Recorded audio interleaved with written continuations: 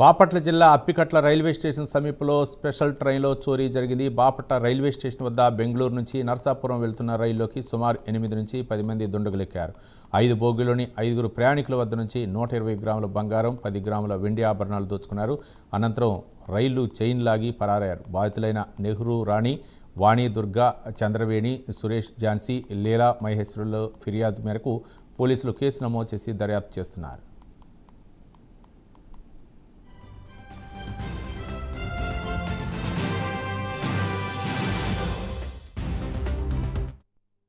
ఈ నెల 18, 19 నైట్ అంటే రాత్రి సుమారు 1:45 నుండి 1:55 మధ్యలో సుమారు 10 నిమిషాలు బెంగళూరు నుండి నర్సాపూర్ వెళ్ళే స్పెషల్ ఎక్స్ప్రెస్, అది వీక్లీ వన్స్ ఉంటుంది, ఏసీపీ జరిగింది.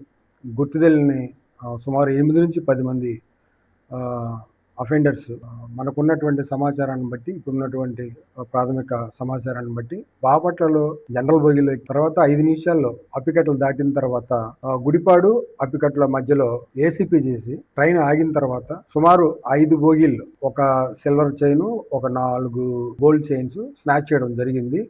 ఇందులో 8 నుంచి 10 మంది ముద్దాలు పాల్గొన్నట్టు మనకి తెలుస్తుంది.